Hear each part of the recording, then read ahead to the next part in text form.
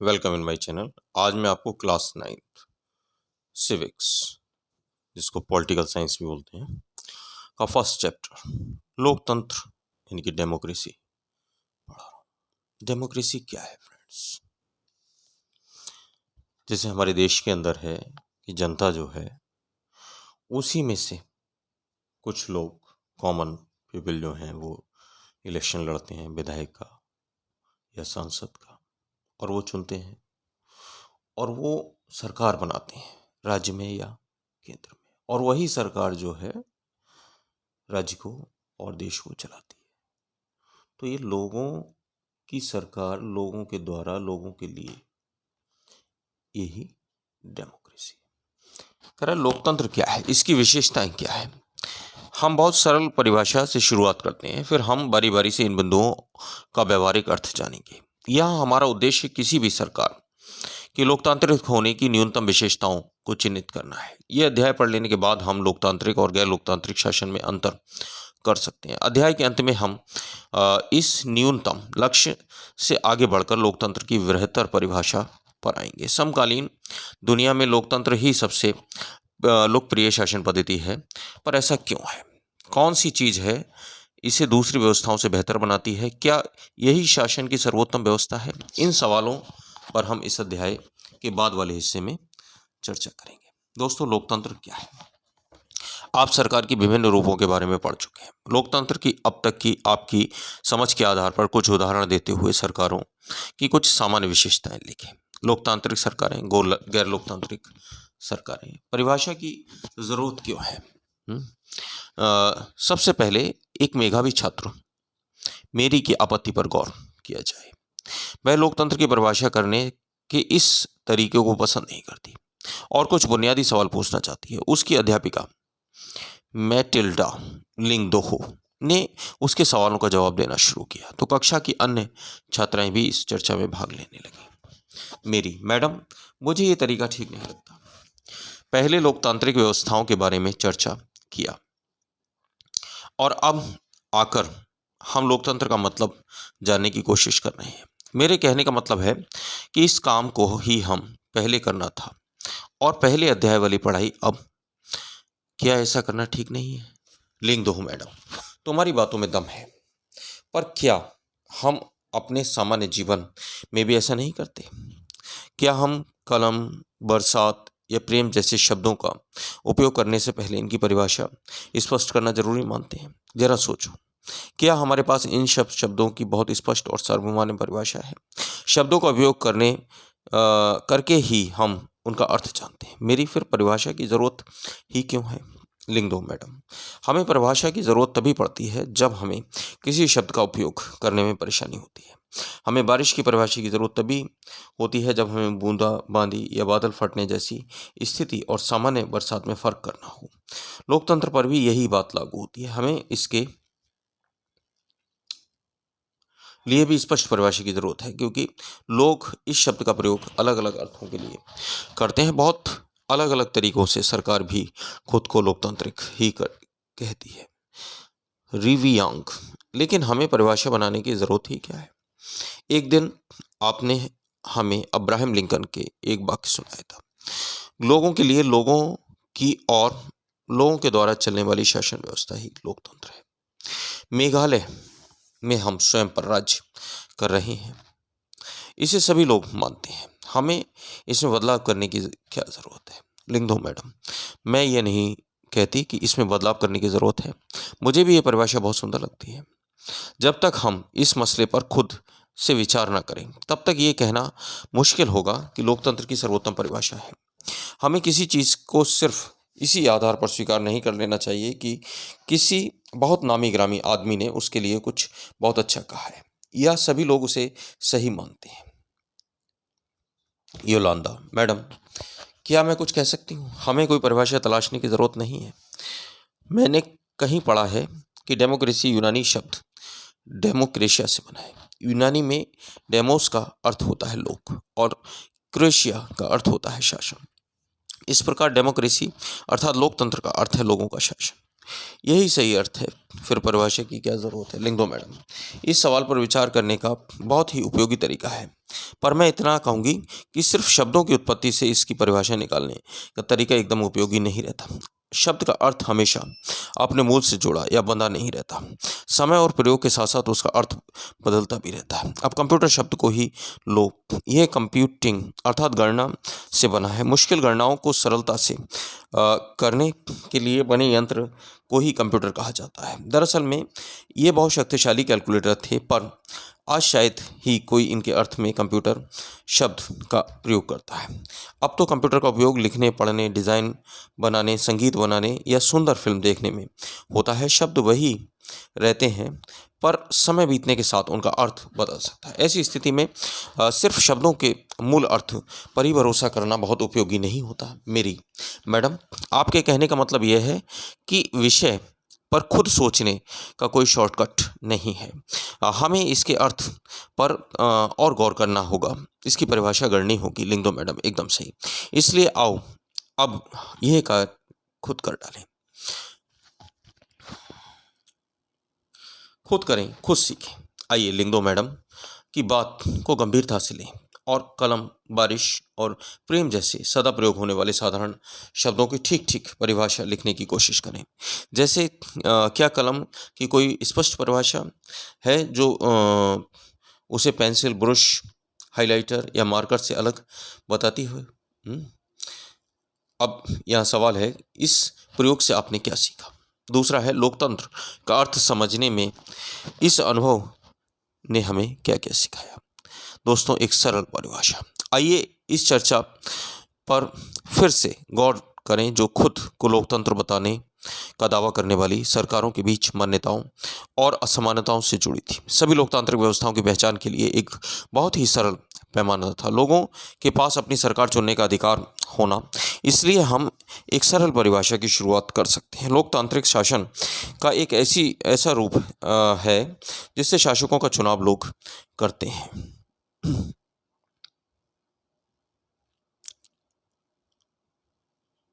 यह एक उपयोगी शुरुआत है। ये परिभाषा बहुत स्पष्ट ढंग से लोकतांत्रिक और गैर लोकतांत्रिक शासन व्यवस्थाओं में अंतर कर देती है। म्यांमार में सैनिक शासकों का चुनाव लोगों ने नहीं किया। जिन लोगों का सेना पर नियंत्रण था वे देश के शासक बन गए। शासक के फैसले में लोगों का कोई भागीदारी नहीं है। पिनोशे, चिले जैसे तानाशाह का चुनाव लोग नहीं करते। यही बात राजशाहियों पर भी लागू होती है। सऊदी अरब के शाह लोगों द्वारा शासक नहीं चुने गए हैं, बल्कि राज परिवार पर भी लागू होती है। सऊदी अरब के शाह लोगों द्वारा शासक नहीं चुने गए, बल्कि राज परिवार में जन्म लेने के कारण उन्हें ये हक पाया है। लेकिन ये सरल परिभाषा पूर्ण और पर्याप्त नहीं है। इससे हमें यह समझ में आता है कि लोकतंत्र का मतलब लोगों का शासन है, पर इस परिभाषा का प्रयोग यदि हमने बिना सोचे विचारे किया तो फिर उन सभी सरकारों को लोकतांत्रिक कहना पड़ेगा जो चुनाव करवाती हैं, और फिर हम इस सही नतीजे पर नहीं पहुंच पाएंगे। जैसा कि हम अध्याय 1 में पढ़ेंगे कि समकालीन दुनिया की हर सरकार, चाहे वह लोकतांत्रिक हो या ना हो, खुद को लोकतांत्रिक कहना या कहलाना चाहती है। इसलिए हमें असली लोकतंत्र और दिखावटी लोकतंत्र वाली सरकारों के बीच में सावधानी पूर्वक फर्क करना होगा। यह काम हम तभी कर पाएंगे जब हम इस परिभाषा में एक एक शब्द को सावधानी से समझें और लोकतांत्रिक सरकारों की विशेषताओं को जानें। रिवियांग स्कूल से घर आई और उसे लोकतंत्र के बारे में कुछ अन्य प्रसिद्ध व्यक्तियों के कथनों को जमा किया। इस बारे में उसने इन व्यक्तियों को कहने या लिखने वाले नाम का उपयोग नहीं किया। वह चाहती है कि आप भी इन्हें पढ़ें और बताएं कि ये उक्तियां कितनी अच्छी या उपयोगी हैं। लोकतंत्र हर व्यक्ति को अपना शोषक आप बन जाने का अधिकार देता है। लोकतंत्र का मतलब है अपने तानाशाह का चुनाव करना, पर उसके मुंह से अपनी इच्छा की बातें सुनने के बाद। व्यक्ति की न्यायप्रियता लोकतंत्र में को संभव बनाती है, लेकिन अन्याय के प्रति व्यक्ति का रुझान लोकतंत्र को जरूरी बनाता है। लोकतंत्र शासन का एक ऐसा तरीका है जो सुनिश्चित करता है कि हम जैसी सरकार के लायक हैं वैसी ही सरकार ही हम पर शासन करें। लोकतंत्र की सारी बुराइयों और अधिक लोकतंत्र से ही दूर किया जा सकता है। दोस्तों, लोकतंत्र की विशेषताएं। हमें इस सरल परिभाषा के साथ शुरुआत की कि लोकतंत्र शासन का एक रूप है जिसमें जनता शासकों का चुनाव करती है। इससे अनेक सवाल उठ खड़े होते हैं। इस परिभाषा के अनुसार शासक कौन है? किसी सरकार को लोकतांत्रिक कहे जाने के लिए उसने किन अधिकारों को चुना हुआ होना आवश्यक है। लोकतंत्र में वे कौन से फैसले हैं जो बिना चुने हुए अधिकारी भी ले सकते हैं। इस तरह चुनाव को लोकतांत्रिक चुनाव कहते हैं। किसी चुनाव को लोकतांत्रिक कहने के लिए किन शर्तों को पूरा किया जाना जरूरी है? कौन लोग शासकों का चुनाव कर सकते हैं या खुद शासक चुने जा सकते हैं? क्या इसमें प्रत्येक नागरिक या बराबरी की हैसियत में भाग लेना जरूरी है? क्या कोई लोकतांत्रिक व्यवस्था अपने कुछ नागरिकों को इस अधिकार से वंचित कर सकती है? सरकार की किस रूप को लोकतांत्रिक कहेंगे? क्या चुने हुए शासक लोकतंत्र में अपनी मर्जी से सब कुछ कर सकते हैं या लोकतांत्रिक सरकार के लिए कुछ लक्ष्मण रेखाओं में बंध कर काम करना जरूरी है? क्या लोकतांत्रिक शासन व्यवस्था को नागरिकों के कुछ अधिकारों का आदर करना चाहिए? आइए कुछ उदाहरणों के साथ इन सब पर बारी बारी से विचार करते हैं। दोस्तों, प्रमुख फैसले निर्वाचित नेताओं के हाथ। पाकिस्तान के जनरल परवेज मुशर्रफ ने अक्टूबर 1999 में सैनिक तख्तापलट की अगुवाई की। उन्होंने लोकतांत्रिक ढंग से चुनी सरकारों को उखाड़ फेंका और खुद देश का मुख्य कार्यकारी घोषित किया। बाद में उन्होंने खुद को राष्ट्रपति घोषित किया और 2002 में एक जनमत संग्रह कराकर अपना कार्यकाल 5 साल के लिए बढ़वा लिया। पाकिस्तानी मीडिया, मानवाधिकार संगठनों और लोकतंत्र के लिए काम करने वालों ने आरोप लगाया कि जनमत संग्रह एक धोखाधड़ी है और इसमें बड़े पैमाने पर गड़बड़ियां की गई हैं। अगस्त 2002 में उन्होंने लीगल फ्रेमवर्क ऑर्डर के जरिए पाकिस्तान के संविधान को बदल डाला। इस ऑर्डर के अनुसार राष्ट्रपति राष्ट्रीय और प्रांतीय असेंबलियों को भंग कर सकता है। मंत्रिपरिषद के कामकाज पर एक राष्ट्रीय सुरक्षा परिषद की निगरानी रहती है जिसके ज़्यादातर सदस्य फौजी अधिकारी हैं। इस कानून के पास हो जाने के बाद राष्ट्रीय और प्रांतीय असेंबलियों के लिए चुनाव कराए गए। इस प्रकार पाकिस्तान में चुनाव भी हुए, चुने हुए प्रतिनिधियों को कुछ अधिकार भी मिले, लेकिन सर्वोच्च सत्ता सेना के अधिकारियों और जनरल मुशर्रफ के पास थी। स्पष्ट है कि जनरल मुशर्रफ का शासन वाले पाकिस्तान को लोकतांत्रिक ना कहने के अनेक ठोस कारण हैं, लेकिन यहाँ सिर्फ इस एक कारण पर ही चर्चा करते हैं। क्या हम कह सकते हैं कि पाकिस्तान के लोगों ने अपने शासकों का चुनाव किया?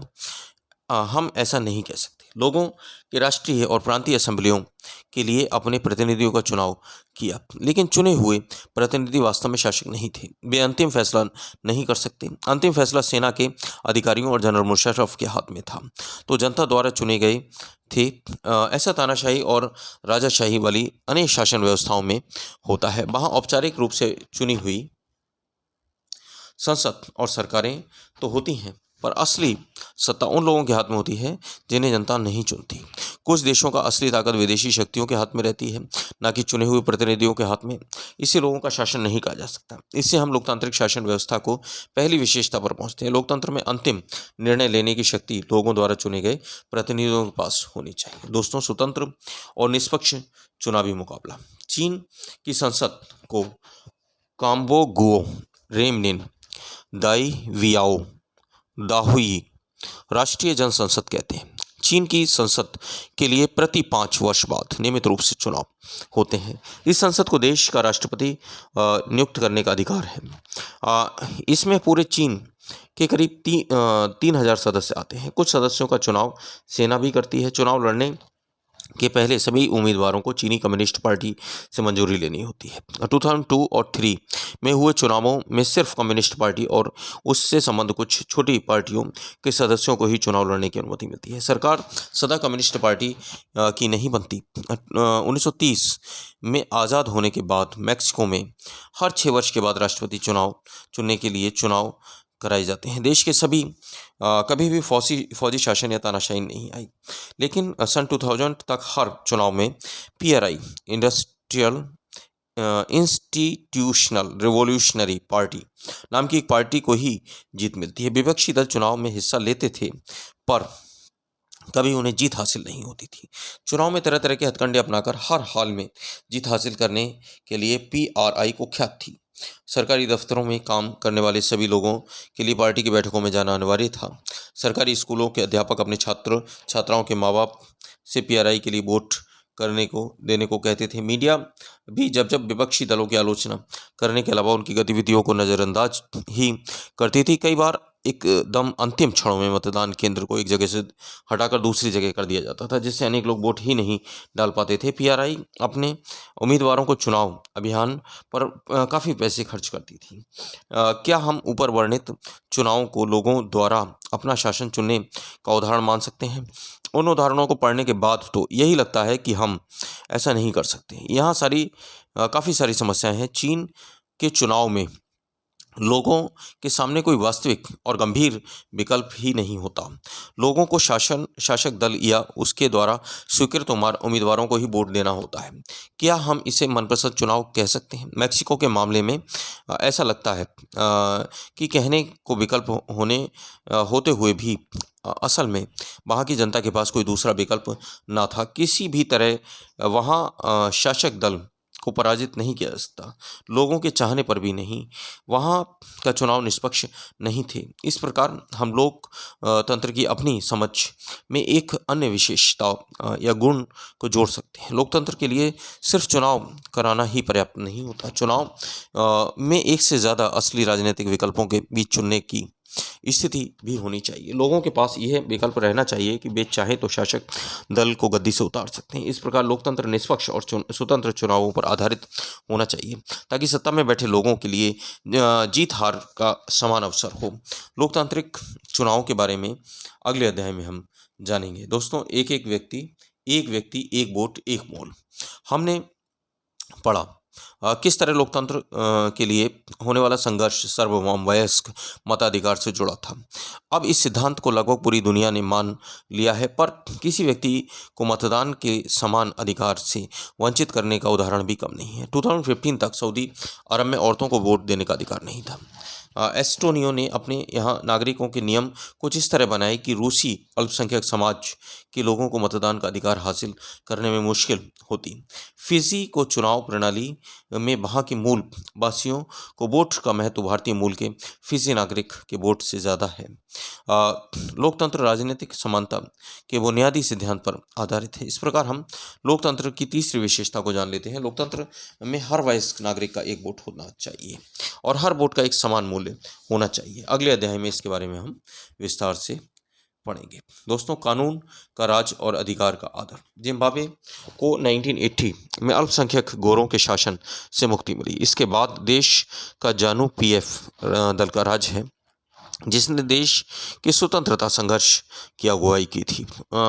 इसके नेता रॉबर्ट मुगाबे आज़ादी के बाद से ही शासन कर रहे थे। चुनाव नियमित रूप से होते थे और सदा जानू पीएफ दल ही जीतता था। राष्ट्रपति मुगाबे कम लोकप्रिय नहीं थे, पर वे चुनाव में गलत तरीके अपनाते थे। आज़ादी के बाद से ही उनकी सरकार ने कई बार संविधान में बदलाव करके राष्ट्रपति के अधिकारों में वृद्धि की थी और उसकी जवाबदेही को कम किया था। विपक्षी दलों के कार्यकर्ताओं को परेशान किया जाता था और उनकी सभी सभाओं में गड़बड़ कराई जाती थी। सरकार विरोधी प्रदर्शन और आंदोलनों को गैर कानूनी घोषित कर दिया गया था। एक ऐसा कानून भी था जो राष्ट्रपति की आलोचना के अधिकार को सीमित करता था। टेलीविज़न और रेडियो पर सरकारी नियंत्रण था और उन पर सिर्फ शासक दल के ही विचार प्रसारित होते थे। अखबार स्वतंत्र थे, पर सरकार की आलोचना करने वाले पत्रकारों को परेशान किया जाता था। सरकार ने कुछ ऐसे अदालती फैसलों की परवाह नहीं की जो उसके खिलाफ जाते थे और उसे जजों पर भी दबाव डाला जाता था। 2017 में मुगाबे को राष्ट्रपति पद से हटा दिया गया। जिम्बाब्वे का उदाहरण बताता है कि शासकों के लिए बार बार जनादेश पाना लोकतंत्र की एक ज़रूरत है, पर इतना ही पर्याप्त नहीं है। लोकतंत्र नेता भी अलोकतांत्रिक हो सकते हैं। लोकप्रिय नेता भी तानाशाह हो सकते हैं। अगर हम लोकतंत्र को परखना चाहते हैं तो चुनाव पर नज़र डालना ज़रूरी है, पर उतना ही ज़रूरी है कि चुनाव के पहले और बाद की स्थितियों पर भी नज़र डाली जाए। चुनाव से पहले सत्ता पक्ष के विरोधी समूह के कामकाज समेत सभी तरह की राजनीतिक गतिविधियों के लिए पर्याप्त गुंजाइश रहनी चाहिए। इससे के लिए ज़रूरी नहीं कि सरकार नागरिकों के कुछ बुनियादी अधिकारों का आदर करें। उनको सोचने की, अपनी राय बनाने की, सार्वजनिक रूप से अपने विचार व्यक्त करने की, संगठन बनाने की, विरोध करने की और अन्य राजनीतिक गतिविधियों करने की स्वतंत्रता होनी चाहिए। कानून की नज़र में सभी लोगों को समानता होनी चाहिए। इनके अधिकारों की रक्षा स्वतंत्रता न्यायपालिका को करनी चाहिए, जिसके आदेश का पालन सब लोग करते हो। अधिकारों के बारे में हम अधिक विस्तार से अध्याय 5 में पढ़ेंगे। इसी प्रकार कुछ दूसरी शर्तें हैं जो चुनाव के बाद सरकार चलाने और तौर तरीके पर लागू होती हैं। एक लोकतांत्रिक सरकार सिर्फ इस कारण से मनमानी नहीं कर सकती कि उसने चुनाव जीता है। उसे भी कुछ बुनियादी और तौर तरीकों का पालन करना होता है। खास तौर से उसे अल्पमत वाले समूहों को दी गई कुछ गारंटियों का आदर करना होता है। हर प्रमुख फैसला लंबे विचार विमर्श के बाद लेना होता है। हर पदाधिकारी को उस पद के साथ जुड़े अधिकार और जिम्मेदारियों संविधान द्वारा दी जाती हैं। ये सभी न सिर्फ जनता के प्रति उत्तरदायी हैं, बल्कि अन्य स्वतंत्र अधिकारियों के प्रति भी उनकी जवाबदेही होती है। इसके बारे में हम ज़्यादातर विस्तार से आगे पढ़ेंगे। इस प्रकार हम लोकतंत्र की चौथी और अंतिम विशेषता को रेखांकित करते हैं। एक लोकतंत्र सरकार संवैधानिक कानूनों और नागरिक अधिकारों द्वारा खींची लक्ष्मण रेखाओं के भीतर ही काम करती है। परिभाषाओं का सारांश। आइए अब तक हुई चर्चा को समेटें।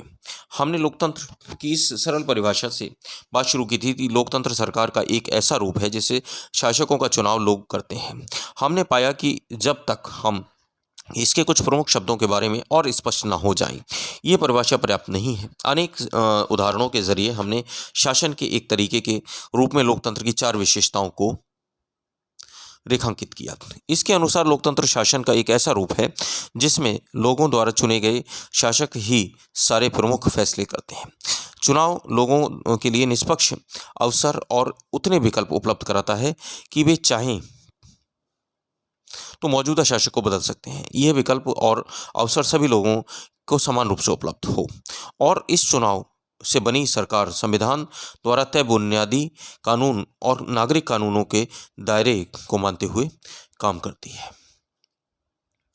लोकतंत्र ही क्यों? दोस्तों, मैडम लिंगदो की कक्षा में एक बहस शुरू हुई। उन्होंने इस अध्याय को यहाँ तक पढ़ाने के बाद छात्रों से पूछा, क्या उन्हें लोकतंत्र ही शासन का सबसे अच्छा स्वरूप लगा? इस सवाल पर सबने कोई ना कोई टिप्पणी की। लोकतंत्र के गुणों पर चर्चा। योलांदा। हम लोकतांत्रिक देश में रहते हैं। दुनिया भर में सभी जगह लोग लोकतंत्र चाहते हैं। जिन देशों में पहले लोकतंत्र शासन प्रणाली नहीं थी, वहाँ भी अब इसको अपनाया जा रहा है। सभी महान लोगों ने लोकतंत्र के बारे में अच्छी अच्छी बातें कही हैं। क्या इतने से भी ये स्पष्ट नहीं हो जाता कि लोकतंत्र सबसे अच्छा है? क्या अब भी इस पर बहस करने की ज़रूरत है? तांग की लोग लेकिन लिंगदो मैडम ने तो कहा था कि हम किसी चीज़ को सिर्फ इसलिए नहीं मांग लेना चाहिए कि बाकी सभी ने उसे मान लिया है। क्या ऐसा नहीं हो सकता कि बाकी सभी लोग गलत रास्ते पर जा रहे हैं? जेमी, हाँ, यह गलत रास्ता है। लोकतंत्र में हमने देशों को क्या दे दिया? आधी सदी से ज़्यादा समय से लोकतंत्र है, और तब भी देश में इतनी अधिक गरीबी है। रिवियांक, लेकिन लोकतंत्र इसमें क्या कर सकता है? क्या हमारे यहाँ लोकतंत्र के कारण गरीबी है, या फिर लोकतंत्र होने के बावजूद भी गरीबी है? जेबी, जो भी है, इससे क्या फ़र्क पड़ता है? मुद्दा ये है कि हम इसे शासन का सर्वश्रेष्ठ रूप नहीं मांग सकते। लोकतंत्र का मतलब है अराजकता, अस्थिरता, भ्रष्टाचार और दिखावा। राजनेता आपस में भी लड़ते रहते हैं। देश की परवाह किसे है? पाई मोन। तो फिर इसकी जगह कौन सी प्रणाली होनी चाहिए? क्या अंग्रेजी हुकूमत वापस लाई जाए? बाहर से किसी राजा को देश पर शासन के लिए बुलाया जाए? रोज़, पता नहीं। मुझे लगता है कि देश को एक मजबूत नेता की ज़रूरत है। ऐसे नेता की जिसने चुनाव की संसद की परवाह ना हो। एक ही नेता के पास सारे अधिकार हों। देश के हित में जो कुछ ज़रूरी हो वह सब करने में उसे सक्षम होना चाहिए। सिर्फ इसी से देश की गरीबी और भ्रष्टाचार खत्म होंगे। कोई भी पीछे से चिल्लाया, इसी को तानाशाही कहते हैं। 2, अगर वह व्यक्ति सत्ता का उपयोग सिर्फ अपने लिए और अपने परिवार के लिए करने लगे तो क्या होगा? अगर वह खुद भ्रष्ट हो तब? रोज़, मैं सिर्फ ईमानदार, संजीदा और मजबूत नेता की बात कर रही हूँ। 2, ये ठीक नहीं है। तुम वास्तविक लोकतंत्र की तुलना आदर्श तानाशाही के साथ कर रही हो। हमें आदर्श की तुलना आदर्श के साथ और वास्तविक की तुलना वास्तविक के साथ करनी चाहिए। जरा तानाशाही को वास्तविक जीवन के बारे में पढ़ो। वे सबसे ज़्यादा भ्रष्ट, स्वार्थी और क्रूर होते हैं। होता सिर्फ यह है कि हमें उनके बारे में जानकारियाँ उपलब्ध नहीं हो पाती, और सबसे बड़ी गड़बड़ तो यह है कि आप उन्हें सत्ता से हटा भी नहीं सकते। मैडम लिंगदो इस चर्चा को पूरी दिलचस्पी से सुन रही थीं। अब उन्होंने हस्तक्षेप किया। तुम सब लोगों इतने मग्न होकर बहस में लगे हो, ये देखकर मुझे खुशी है। मुझे नहीं मालूम कि कौन सही और कौन गलत है, ये तो आप लोग सुलझाएं। पर मुझे लगा कि आप खुले दिमाग से बातें कर रहे थे। अगर आपको रोकने की कोशिश की होती तो या आपको अपनी बातें कहने के लिए सज़ा दी होती तो निश्चित रूप से आपको ये बहुत बुरा लगता। क्या आप ऐसा उस देश में कर सकते हैं जहाँ लोकतंत्र ना हो? क्या लोकतंत्र के पक्ष में एक अच्छा तर्क है? दोस्तों, लोकतंत्र के खिलाफ तर्क। इस चर्चा में लोकतंत्र के खिलाफ के अधिकांश तर्क सामने आई, जिन्हें हम आमतौर पर सुनते हैं। ये तर्क कुछ इस प्रकार के हैं।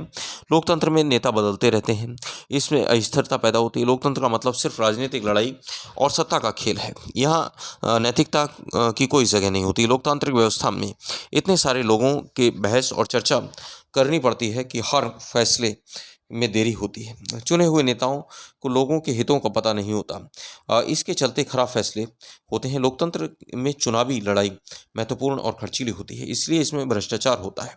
सामान्य लोगों को पता नहीं होता कि उनके लिए क्या चीज़ अच्छी है या क्या बुरी है, इसलिए उन्हें किसी चीज़ पर फैसला नहीं करना चाहिए। क्या लोकतंत्र के खिलाफ कुछ और भी बातें हैं जो आपके मन में रह गईं? इनमें से कौन सा तर्क मुख्य रूप से लोकतंत्र पर नहीं लागू होता? इनमें से कौन सा तर्क किसी भी तरह की सरकार द्वारा सत्ता का दुरुपयोग करने के मामले में लागू नहीं होता? इनमें से किस तर्क से आप सहमत हैं? निश्चित रूप से लोकतंत्र सभी समस्याओं को खत्म करने वाली जादू की छड़ी नहीं है। लोकतंत्र ने हमारे देश या दुनिया में अन्य हिस्सों में गरीबी नहीं मिटाई। सरकार के स्वरूप के तौर पर लोकतंत्र सिर्फ इसी बुनियादी चीज़ को देखता है, लोग अपने बारे में खुद फैसला करें। इससे इस बात की गारंटी नहीं हो जाती कि उनके सभी फैसले अच्छे ही होंगे। लोग गलतियां भी कर सकते हैं। इन फैसलों में लोगों को भागीदार बनाने के फैसले की देरी होती है। ये भी सही है कि लोकतंत्र में जल्दी जल्दी नेतृत्व परिवर्तन होता है। कई बार बड़े फैसले और सरकार की कार्यकुशलता पर भी बुरा असर पड़ता है। इन तर्कों से लगता है कि हम लोकतंत्र का जो स्वरूप देख रहे हैं वह सरकार का आदर्श रूप नहीं हो सकता। पर वास्तविक जीवन में हमारे सामने ये सवाल नहीं होता। वहाँ सवाल यह होता है कि क्या हमारे पास सरकार स्वरूपों के विकल्प उपलब्ध हैं? उनसे लोकतंत्र किसी भी दूसरे से बेहतर है। लोकतंत्र के पक्ष में तर्क। चीन ने 1958 से 61 के दौर अकाल पड़ा। विश्व इतिहास का अब तक का सबसे भयावह अकाल था। इसमें करीब 3 करोड़ लोग भूख से मर गए। उन लोगों ने भारत की आर्थिक स्थिति चीन से कोई बहुत अच्छी नहीं थी। फिर भी भारत में चीन के समान अकाल और भूखमरी की स्थिति नहीं आई। अर्थशास्त्रियों का मानना है कि ऐसा दोनों देशों की सरकारी नीतियों के अंतर के कारण हुआ। भारत में लोकतांत्रिक व्यवस्था होने से भारत सरकार ने खाद्य सुरक्षा के मामले में जिस तरह से काम किया वैसा करने की कोशिश चीन की सरकार ने महसूस नहीं की। अर्थशास्त्रियों ने ये कहना है कि किसी भी स्वतंत्र और लोकतंत्र देश में कभी भी बड़ा अकाल और बड़ी संख्या में भूखमरी नहीं हुई। अगर चीन में भी बहुदलीय चुनाव व्यवस्था होती, विपक्षी दल होता या सरकार की आलोचना करने वाली स्वतंत्र मीडिया होती तो इतने सारे लोग भूख से नहीं मर सकते थे। यह उदाहरण लोकतंत्र के सर्वश्रेष्ठ शासन पद्धति बताने वाली विशेषताओं में से एक को बहुत स्पष्ट ढंग से सामने लाता है। लोगों की ज़रूरतों के अनुसार आचरण करने के मामले में लोकतांत्रिक शासन प्रणाली किसी भी अन्य प्रणाली से बेहतर है। गैर लोकतांत्रिक सरकार लोगों की ज़रूरतों पर ध्यान दे सकती हैं और नहीं भी, और यह सब सरकार चलाने वालों की मर्जी पर निर्भर करता है। अगर शासकों को कुछ करने की ज़रूरत नहीं थी लगती तो उनके लोगों की इच्छा के अनुरूप काम करने की ज़रूरत नहीं है। पर लोकतंत्र में यह ज़रूरी है कि शासन करने वाले आम लोगों की ज़रूरतों पर तत्काल ध्यान दें। लोकतांत्रिक शासन पद्धति दूसरों से बेहतर है क्योंकि यह शासन का अधिक जवाबदेही वाला स्वरूप है। गैर लोकतांत्रिक शासन सरकारों की तुलना में लोकतांत्रिक सरकारों को बेहतर फैसले करने का एक अन्य कारण भी है। लोकतंत्र के आधार पर व्यापक चर्चा और बहसें हैं। लोकतांत्रिक फैसले में हर दम ज़्यादा लोग शामिल होते हैं, चर्चा करके फैसले होते हैं, बैठकें होती हैं। अगर किसी एक मामले में अनेक लोगों की सोच लगी हो तो उसमें गलतियों की गुंजाइश कम हो जाती है।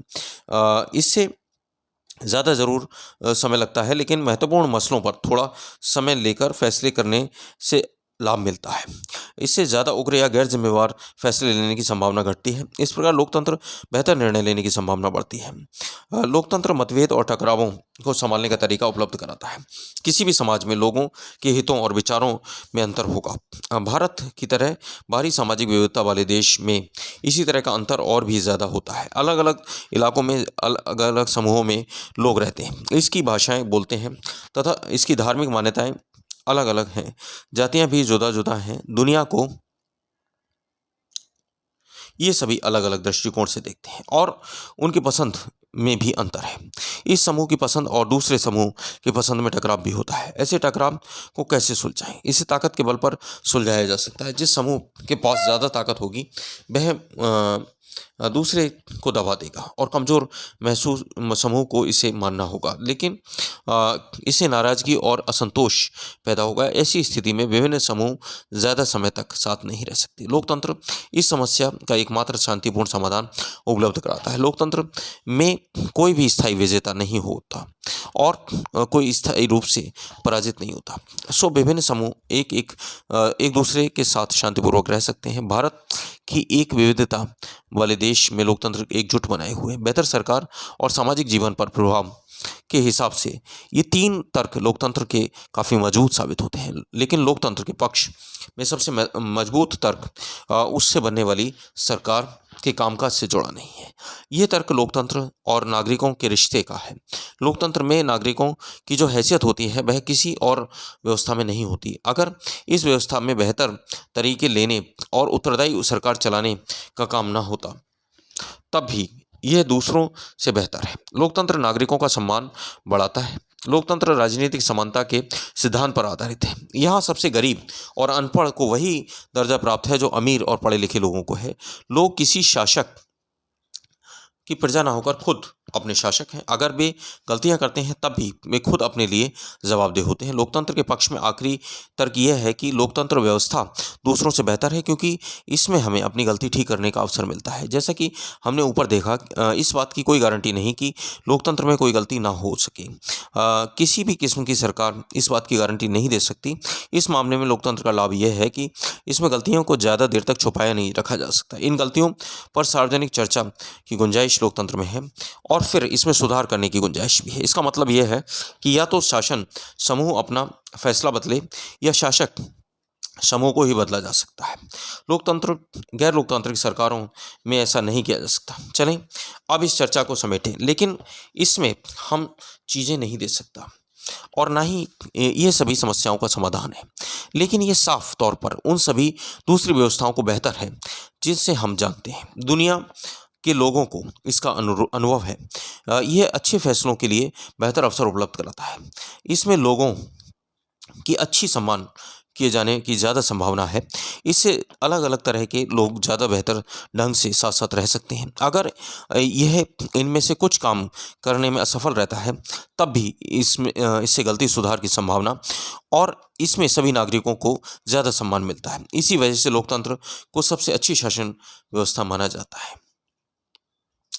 दोस्तों, लोकतंत्र का वृहत्तर अर्थ। इस अध्याय में हमने लोकतंत्र की एक सीमित और विवरणात्मक शैली की चर्चा की। हमने शासन के स्वरूप को तौर पर लोकतंत्र को समझा। लोकतंत्र की इस प्रकार की व्याख्या हमें उन न्यूनतम विशेषताओं का गुणों को पहचान कराती है जो लोकतंत्र की ज़रूरत है। हमारे समय में लोकतंत्र का सबसे आम रूप प्रतिनिधित्व करने वाला लोकतंत्र है। हम जिन देशों में लोकतंत्र होने की बात करते हैं वहाँ सभी लोग शासन नहीं चलाते। सभी लोगों की तरफ से बहुमत को फैसले लेने का अधिकार होता है और ये बहुमत भी स्वयं शासन नहीं चलाता। बहुमत का शासन भी चुने हुए प्रतिनिधियों के माध्यम से होता है। ये ज़रूरी हो जाता है क्योंकि आधुनिक लोकतंत्र शासन व्यवस्था में इतने अधिक लोग होते हैं कि हर बात के लिए सबको साथ बैठाकर सामूहिक फैसला पाना संभव ही नहीं हो पाता। अगर ये संभव हो तब भी हर एक नागरिक के पास फैसले में भाग लेने का समय, इच्छा और योग्यता और कोशिश नहीं होता।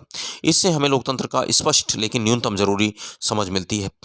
इस स्पष्टता से हमें लोकतांत्रिक और अलोकतांत्रिक सरकार में अंतर करने में मदद मिलती है, लेकिन इससे हमें एक सामान्य लोकतंत्र और एक अच्छे लोकतंत्र के बीच अंतर करने की क्षमता नहीं मिल पाती। इससे हम लोकतंत्र को सरकार से परे जाकर नहीं समझ पाते। इसके लिए हम लोकतंत्र की बेहतर समझ को समझना होगा। कई बार हम लोकतंत्र का प्रयोग सरकार के अलग संगठनों के लिए करते हैं। जरा इन कथनों पर गौर करिए। हम लोगों का परिवार काफ़ी लोकतांत्रिक है। जब भी फैसले करना होता है तो हम सभी साथ में बैठकर आपसी सहमति से फैसले लेते हैं।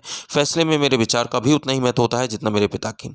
मुझे भी शिक्षक नापसंद हैं जो कक्षा में छात्रों को बोलने और सवाल पूछने की इजाज़त नहीं देते। मैं तो ऐसे शिक्षकों को पसंद करूंगी जो लोकतांत्रिक मानसिकता का हो। एक नेता, उसके परिवार के लोग इस पार्टी के सारे फैसले करते हैं। क्या लोकतंत्र की बात करेंगे? लोकतंत्र शब्द का इस तरह का प्रयोग फैसले लेने के उसके बुनियादी तरीके से उजागर करता है। लोकतांत्रिक फैसले का मतलब होता है उस फैसले को प्रभावित होने वाले सभी लोगों के साथ विचार विमर्श करें और उनकी स्वीकृति से फैसले लेना, यानी जो बहुत शक्तिशाली ना हो उसका भी किसी फैसले में उतना ही महत्व हो जितना उसकी बहुत शक्तिशाली का। यह बात सरकार या परिवार पर भी लागू होती है और किसी अन्य संगठन का भी। इस प्रकार लोकतंत्र एक ऐसा सिद्धांत है जिसका प्रयोग जीवन के किसी भी क्षेत्र में हो सकता है। कई बार हम लोकतांत्रिक शब्द का प्रयोग किसी मौजूदा सरकार के लिए नहीं करके कुछ आदर्शों के लिए करते हैं। उन्हें पाने का प्रयास सभी लोकतांत्रिक शासनों में ज़रूरी करना चाहिए। इस देश में वास्तविक लोकतंत्र तभी आएगा जब किसी को भी भूखे पेट सोने की जरूरत ना हो। लोकतंत्र के प्रत्येक नागरिक के फैसले लेने के समान भूमिका निभानी चाहिए। इसके लिए वोट समान अधिकार भर की जरूरत नहीं है। हर नागरिक को इसके लिए सूचना की समान उपलब्धता, बुनियादी शिक्षा, बुनियादी संसाधन और पक्की निष्ठा होनी चाहिए। अगर हम इन आदर्श पैमानों के आधार पर आज की शासन व्यवस्थाओं को परखें तो लगेगा कि दुनिया में कहीं भी लोकतंत्र नहीं है। फिर भी आदर्श के रूप में लोकतंत्र की हमारी समझदारी हमें बार बार ये याद दिलाती है कि हम लोकतांत्रिक को इतना महत्व क्यों देते हैं। इससे हमें मौजूदा लोकतांत्रिक व्यवस्थाओं को परखने और उनकी कमजोरियों की पहचान करने में मदद मिलती है। इससे हमें न्यूनतम या काम चलाऊ लोकतंत्र और अच्छे लोकतंत्र के बीच अंतर समझने में मदद मिलती है। इस किताब में हमने लोकतंत्र की व्यापक अवधारणाओं पर ज़्यादा बातें नहीं की हैं।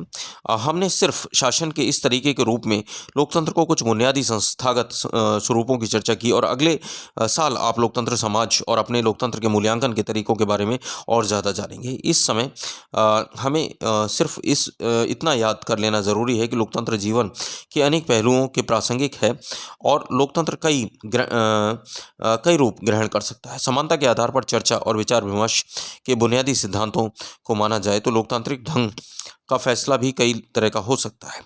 आज की दुनिया को लोकतांत्रिक शासन व्यवस्था का सबसे आम रूप है लोगों द्वारा चुने हुए प्रतिनिधि के माध्यम से शासन चलाना। इसके बारे में अगले अध्याय में हम विस्तार से पढ़ेंगे। लेकिन जब समुदाय छोटा हो तब लोकतांत्रिक फैसले लेने के लिए दूसरे तरीके भी अपनाए जाते हैं। फिर भी लोगों के साथ बैठकर सीधे वही फैसले लेंगे। किसी गाँव की ग्राम सभा इसी तरह से काम करना चाहिए। क्या आप लोकतांत्रिक फैसले के लिए कुछ और तरीकों की कल्पना कर सकते हैं? इसका ये मतलब हुआ कि किसी भी देश के में आदर्श लोकतंत्र नहीं है। लोकतंत्र की जिन विशेषताओं की चर्चा इस अध्याय में की है, लोकतंत्र की न्यूनतम शर्तें हैं, पर इससे ये आदर्श लोकतंत्र नहीं बनता। एक आदर्श लोकतंत्र निर्णय करने की प्रक्रिया लोकतंत्र होनी चाहिए। हर लोकतंत्र को इस आदर्श को पाने का प्रयास करना चाहिए। इस स्थिति में एक बार में और एक साथ सभी के लिए हासिल नहीं किया जा सकता। इसके लिए लोकतांत्रिक फैसले लेने की प्रक्रिया से बचाए रखने के लिए मजबूत किए जाने की ज़रूरत है। नागरिक के तौर पर हम जो भी काम करते हैं वह भी हमारे देश के लोकतंत्र को अच्छा या खराब करने में मदद करता है। यही लोकतंत्र की ताकत है और यही कमजोरी भी। देश का भविष्य शासकों के कामकाज से भी ज़्यादा नागरिकों के कामकाज पर निर्भर करता है।